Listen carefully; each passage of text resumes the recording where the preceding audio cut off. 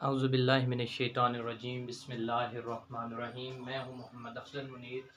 आज हम डेफिनेशंस के साथ साथ जो है वो हम अकाउंटिंग इक्वेशन जो बी कॉम 1 का पहला चैप्टर है वो हम डिस्कस करेंगे। इससे पहले हम डी कॉम की अकाउंटिंग इक्वेशन के क्वेश्चन जो हैं वो डिस्कस कर चुके हैं, लेकिन मैं एक दफ़ा फिर इसके अकाउंटिंग इक्वेशन के कंसेप्ट को जो है वो आप लोगों के सामने एक्सप्लेन कर देता हूँ। सबसे पहले देखें, अकाउंटिंग इक्वेशन का जो बेसिक फार्मूला जो इसके अंदर इस्तेमाल होता है वो है asset is equal to liabilities plus capital. इसके ऊपर आपने फोकस करना है। सारा अकाउंटिंग इक्वेशन इसी के ऊपर जो है वो फोकस जो है वो मुनस्सर करता है। अब देखें, asset is equal to liabilities plus capital. अब मैं पेपर पॉइंट ऑफ व्यू से जब अगर एमसीक्यूज आप हल कर रहे हैं तो उसमें एक बार दफा ऐसे भी आ सकता है कि assets minus liability is equal to capital, तब भी बात सेम है। अगर asset minus capital is equal to liability, तब भी बात सेम है। यानी देखें, अगर यहाँ पे लाइबिलिटीज प्लस हो रही है, बराबर से इस साइड पे जब मूव करेगी तो ये माइनस हो जाएगी। इसी तरह कैपिटल यहाँ पे प्लस हो रहा है तो वो मूव करेगा तो माइनस हो जाएगा। यानी तीनों सूरतों में जो है ये अकाउंटिंग इक्वेशन का ही फार्मूला है। लेकिन हम यहाँ पे क्वेश्चंस के लिए जो फार्मूला इस्तेमाल करते हैं वो assets is equal to liabilities plus capital.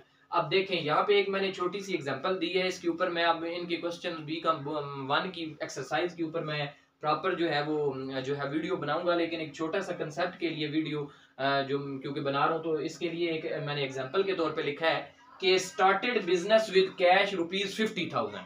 कि अगर आपने 50,000 के जो है वो कैश के साथ बिजनेस शुरू किया है तो इसकी जो है वो अकाउंटिंग इक्वेशन के अंदर क्या एक्टिविटी लिखी जाएंगी, एंट्री। तो इसकी एंट्री ये होगी कि क्योंकि हमने कैश से शुरू किया है तो कैश हमारी बढ़ रही है 50,000 से, और साथ ही कैपिटल हमारा बढ़ रहा है 50,000 से।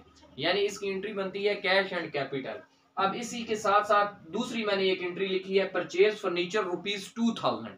अब 2,000 का हमने फर्नीचर खरीदा है। इसकी इस तरह आप समझें कि 2,000 का जब हमने फर्नीचर खरीदा है तो इसके बदले में हमने कैश दी है और फर्नीचर हमारे पास आया है। यानी एसेट फर्नीचर की सूरत में 2,000 का बढ़ा है और एसेट ही कैश की सूरत में 2,000 का हमसे कम हुआ है। अब इस एंट्री का इफेक्ट लायबिलिटी और कैपिटल के ऊपर नहीं पड़ा।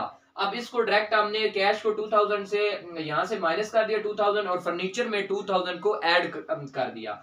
अब जब हम बैलेंस करेंगे इसका तो बैलेंस पे हमें क्या मिल रहा है कि 48,000 हमारे पास कैश बच गई है, 2,000 का फर्नीचर बच गया है, और अगर बराबर में देखें तो 50,000 का कैपिटल आया। यानी हर सूरत में ये एक दूसरे के इक्वल आने चाहिए।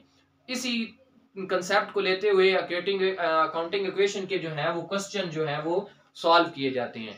इंशाल्लाह इसके ऊपर बीकॉम 1 की एक्सरसाइज के ऊपर मैं प्रॉपर जो है वो क्वेश्चन इंशाल्लाह करूंगा, जो आपको बहुत ज़्यादा उम्मीद करता हूँ हेल्पफुल होंगे।